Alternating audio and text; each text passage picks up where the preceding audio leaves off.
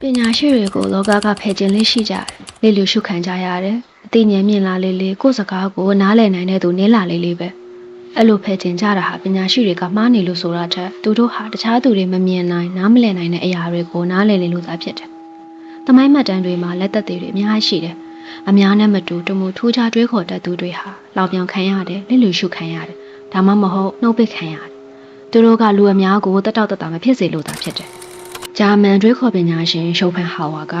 လောကကိုထိုးထွင်းသိမြင်နိုင်တဲ့ဉာဏ်ပညာဆိုတာကိုလူအများနဲ့ကွက်ထွက်စေနေတဲ့တင်ကွယ်တရားဖြစ်စေနေတဲ့ကျင်းစာတစ်ခုသာဖြစ်တယ်ဆိုပြီးလက်ခံယုံကြည်ခဲ့တယ်။ကိုယ့်ထက်ခွန်အားပိုင်းဆိုင်ရာမှာတာလွန်နေတဲ့သူနဲ့ရင်ဆိုင်တွေ့ကြုံရရင်သူတို့ရဲ့ခွန်အားကိုအားကြကြတယ်။ကိုယ့်ထက်ချမ်းသာကြွယ်ဝတဲ့သူနဲ့တွေ့ဆုံရရင်အားကြရတယ်မနာလိုဖြစ်ရတယ်။ဒါပေမဲ့ဒီထက်ပိုပြီးတော့ကြီးကြီးမားမားတက်ရောက်မှုမရှိဘူး။ဒါပေမဲ့ဉာဏ်ပညာချင်းမြင့်သူနဲ့တွေ့ဆုံလာရင်တော့အခြေအနေတွေကတမျိုးတစ်ပုံပြောင်းလဲသွားတယ်။ psychologist တွေကတော့ဒါကို mirror effect လို့သတ်မှတ်တယ်။ကိုယ့်ရဲ့ဉာဏ်ရည်နဲ့လိုက်ပြီးမတွေးတော့နိုင်တဲ့အကြောင်းအရာတစ်ခုကိုတစုံတစ်ယောက်ကဆွေးနွေးလာရင်စိတ်ထဲမှာမတတ်မတာဖြစ်မှုကိုခံစားရတယ်။ကိုယ့်ထက်ခွန်အားတာလွန်သူကိုမြင်ရင်ကောင်းဆောင်တစ်ယောက်အကာအကွယ်ပေးနိုင်သူတစ်ယောက်အနေနဲ့မြင်ကြတယ်။ကိုယ့်ထက်ချမ်းသာသူကိုမြင်ရင်အားကြစိတ်ဖြစ်မယ်။သူ့လိုဖြစ်ချင်မယ်။ဒီလိုမျိုးအပြင်ပန်းအားသာချက်တွေကကိုယ့်ရဲ့ခံယူချက်တွေကိုပေါ်တွေးထင်နေတဲ့ကိုယ့်ရဲ့အတွေးထင်ကိုယ့်ရဲ့အတ္တကိုတရားမှမရှိစေနိုင်ဘူး။ဉာဏ်ပညာသာလွန်နေတဲ့သူကိုယ့်ထက်အမြင်ပူကျဲနေတဲ့သူနဲ့တွေ့ဆုံရရင်တော့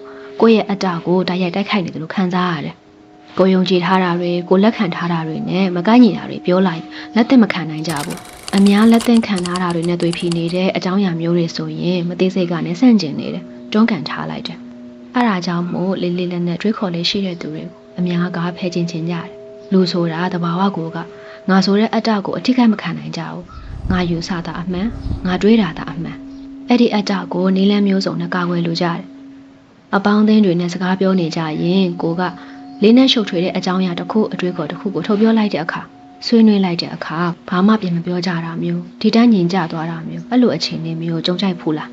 ထွေရလေးပါပြောနေကြရင်လည်းလေးနဲ့တဲ့အကြောင်းအရာတစ်ခုအငင်းပါဖွယ်ရာအတွေ့အခေါ်တစ်ခုကိုထုတ်ပြောမိတဲ့အခါစကားဝိုင်းအခြေအနေကတစ်မျိုးတစ်ပုံပြောင်းလဲသွားတာမျိုးပေါ့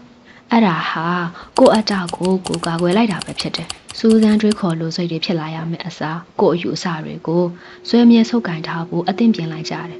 အဲ့လိုအကြောင်းအရာမျိုးတွေကြောင့်လေးလေးနက်နက်တွေးခေါ်လေးရှိတဲ့သူတွေဟာတတိတတန်ကြီးဖြစ်နေကြတယ်လောကလူတွေကလက်သက်မခံနိုင်ဖြစ်ကြတယ်လောကလူတွေဟာငါပြောတာတွေဟာအကိုအမှန်တွေပဲငါပြောသလိုသာလှုပ်ကြလို့အားကောင်းမောင်းတန်တက်ကြဆူဆူပူပူပြောတတ်သူတွေကိုအထင်ကြီးကြတယ်လေးစားကြတယ်သူတို့ရဲ့ဉာဏ်ပညာအတိတ်နဲ့ကိုထဲ့သွင်းမစင်စားကြဘူးလေးလေးနက်နက်နဲ့စဉ်းစားတွေးခေါ်ပြီးအကြောင်းအကျိုးတရားတွေကိုသာပြောတတ်တယ်လေပြေအေးပြောဆိုလေးရှိတဲ့ပညာရှိစကားတွေကဘာမဝင်ဘူးအဲ့လိုအကြောင်းတွေကြောင့်ပညာရှိထက်ပညာမက်ကပိုပြီးနေရရတယ်ဥပမာတွေအများကြီးရှိတယ်နာမည်ကြီးကောင်းဆောင်တွေ motivational speaker တွေနာမည်ကြီးနေတဲ့ influencer တွေသူတို့တွေကလူတွေဘာကိုတောင်းတကြလဲသိတယ်လူများကြားကျင်တဲ့စကားမျိုးတွေပဲရွေးပြောကြတယ်ရေးစီအတိုင်းလေးအသာမျောလိုက်ပေးလိုက်တယ်အများနဲ့ဆန့်ကျင်ဘက်မလုပ်ဘူးအများလက်ခံထားတဲ့သဘောတရားတွေကိုမေးခွန်းမထုတ်ဘူးအဲ့တော့လူအများကလွယ်လေးသင်ခံနိုင်တယ်လူတစ်ယောက်ဟာအမှန်တရားကိုရှာဖွေလာလေအတွေးမြင်တွေဟာအများနဲ့တွေ့ဖြစ်လာလေအများလက်ခံထားတာတွေနဲ့ဆန့်ကျင်လာလေလောကနဲ့သက်ဆိုင်မှုမရှိတော့သူတို့ပိုဖြစ်လာလေပါအတွေးမြင်တွေနဲ့နဲလာတဲ့အခါတတိတန်ဖြစ်လာတယ်တည်တတ်နေခြင်းလို့ဆိုတာထက်အများကလက်သက်မခံနိုင်လို့သာဖြစ်တယ်လူတွေဟာအပြောင်းလဲကိုကြောက်ကြတယ်လက်သင်ခံထားတဲ့အယူအဆတွေကိုထိပါလာနိုင်တဲ့ဘလို့အကြောင်းအရာမျိုးကိုမစိုးညှင်းဆန်လိုကြတယ်။အန်ဒီရဲ့တစ်ခုပြတ်သက်မှတ်ကြတယ်။ဒီအချက်ကိုနေုံဆိုင်ရနယ်ပယ်ကနေလည်းသက်သေထူထားတယ်။လူတစ်ယောက်ဟာဉာဏ်ပညာကြီးမြင့်သူနဲ့ရင်ဆိုင်တွေ့ကြုံရတဲ့အခါအကြောက်တရားနဲ့သက်ဆိုင်တဲ့အုံနောက်ရဲ့အစိတ်အပိုင်းမှာလှုပ်ရှားမှုတွေဖြစ်လာတယ်။တနည်းပြောရရင်ဉာဏ်ပညာကိုချင်းချမှုတစ်ခုအနေနဲ့တွေးမြင်ပြီးတော့ကြောက်စိတ်နဲ့တုတ်ပြန်ကြတယ်။ဒီအချက်ဟာလူတွေရဲ့အုံနောက်စင်ကဖွံ့ဖြိုးတိုးတက်လာဖို့နည်းလမ်းတွေနဲ့ဆက်ဆက်မှုရှိနေတယ်။ရှေးဘိုးစဉ်ပေါင်းဆက်လူအဖွဲ့အစည်းတွေမှာပတ်ဝန်းကျင်နဲ့အဝင်ခွင့်ကြဖြစ်နေတဲ့သူတွေကသာအဖွဲ့အစည်းမှာရှင်သန်ခွင့်ရှိတယ်။လူအများရဲ့အားပေးထောက်ခံလက်သင့်ခံမှုဟာဉာဏ်ပညာထက်အရေးကြီးနေတယ်။တမှုထူးခြားကွက်ထွက်နေရင်သင်္ကွဲဖြစ်သွားတယ်။ရွာပြင်ထုတ်ခံရတယ်။အဲ့ဒါတွေကြောင့်လူတွေရဲ့အုံနောက်ထဲမှာအများနဲ့မတူတမှုထူးခြားကွက်ထွက်နေတဲ့အတွေးမြင်တွေကိုအန်ဒီရဲ့တစ်ခုဖြစ်ဆွေးမြဲလက်ခံလာတယ်။တမှုကွက်ထွက်နေတဲ့အတွေးခေါ်တွေနဲ့လူတယောက်ပေါ်ပေါက်လာတဲ့အခါသူ့ရဲ့အတွေးခေါ်တွေကလက်ရှိအများလက်သင့်ခံတာတဲ့စံနှုန်းတွေကိုထိပါတိုက်ခိုက်လာတယ်။မိကွန်းထုတ်လာတယ်။အဲ့ဒါကိုအုံနောက်ကအန်ဒီရဲ့တစ်ခုဖြစ်သတ်မှတ်လိုက်တယ်။စိတ်ဝင်စားစရာကောင်းတဲ့နောက်ထပ်အချက်တစ်ခုကဉာဏ်ပညာရဲ့ရက်ခတ်နိုင်စွမ်းအားကအခြေအနေတွေမှာမူတည်မှုရှိတယ်။ အချင်းချင်းတယောက်ချင်းတယောက်မျက်နှာချင်းဆိုင်စကားပြောတဲ့အချိန်မှာတစ်ဖက်သူကအမျော်မြင်ထိုးချတာလိုနေတာဟာကိုယ့်အပေါ်မှာပြင်းပြင်းထန်ထန်ရိတ်ခတ်မှုသိမဖြစ်နိုင်ဘူးကိုယ့်အတကိုအပြင်းထန်ကာကွယ်ခုခံနေတာနဲ့သိမရှိတာကိုတွေ့ရတယ်ပြေးရပြေးချောင်းဖြစ်တယ်ပြောရဆိုတာလွယ်တယ်ဒါပေမဲ့လူအများကြားမှာတွေ့ဆုံရတဲ့အခါမျိုးတွေမှာဆိုရင်ရိုက်ခတ်မှုဟာပုံမအားကောင်းတယ်ကိုယ့်အတကိုအပြင်းထန်ကာကွယ်တယ်ကိုယ့်အယူအဆကိုတရည်တည်ဆုပ်ကိုင်တယ်ကိုယ်သာအမှန်ဆိုတာကိုအများမြင်အောင်ပြချင်တယ်ကိုထက်အမျော်မြင်တာလွန်နေတယ်ဆိုရင်တော့အလွယ်တကူဥမညွန့်လို့ဘူးအများအမြင်မှာကိုယ်ခုံငယ်သွားမှကိုထိတ်လက်နေလို့သာဖြစ်တယ်တွေးခေါ်ပညာရှင်တွေသုံးလုံးလေးရှိကြတဲ့ဂျွန်နင်းခရိုကအဖတ်ဆိုတာရှိတယ်တွေးခေါ်နေပါသူတွေဟာကိုဉာဏ်ပညာကြီးမားလာပြီးထင်ကြတယ်ပညာရှိတွေကကြတော့ကိုတန်တရားဝင်လေးရှိကြတယ်ကိုမသိသေးတာတွေအများကြီးရှိသေးတယ်လို့ခံစားကြရတယ်လူတွေရဲ့အုံနောက်ဟာခက်ခဲရှုပ်ထွေးတဲ့အကြောင်းအရာတွေထက်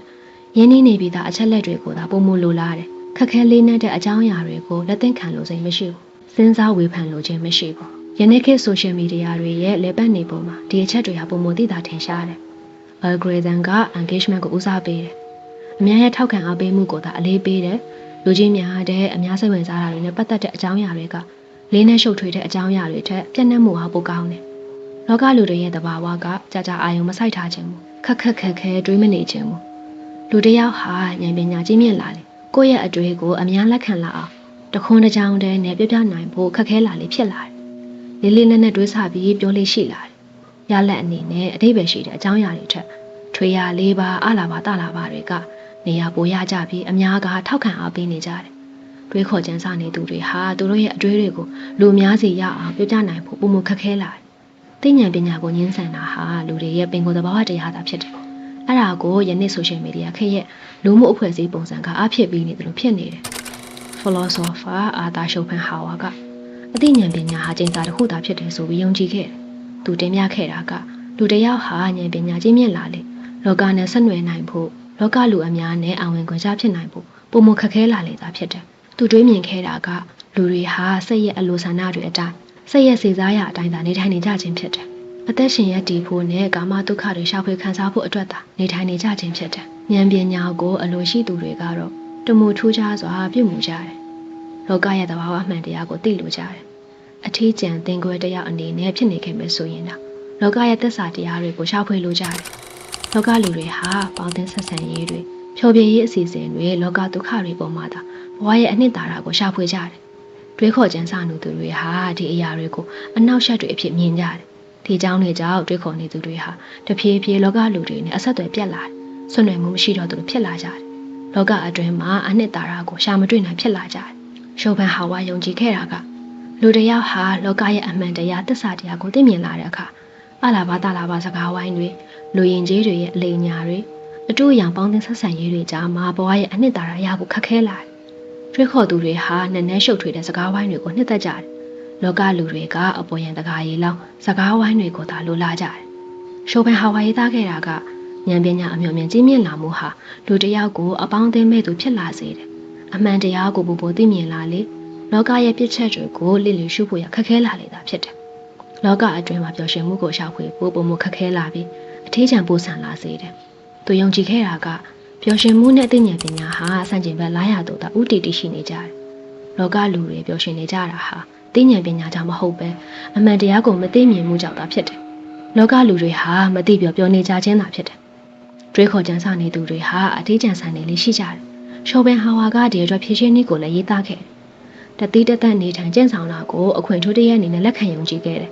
ဉာဏ်ပညာကိုလိုလားသူတွေးခေါ်ကြံစနေလေးရှိသူတွေဟာကိုယ့်အထီးကျန်ဖြစ်နေတဲ့အချိန်တွေကိုဉာဏ်ပညာကိုစီးပူးရင်းသစ္စာတရားကိုရှာဖွေနေရင်ဖြစ်တာအချိန်ကုန်ဆုံးတဲ့။အများရဲ့လက်ခံအားပေးမှုအများနဲ့လူငယ်ဆန်းမှုတွေကိုမျှော်ကိုမနေပဲ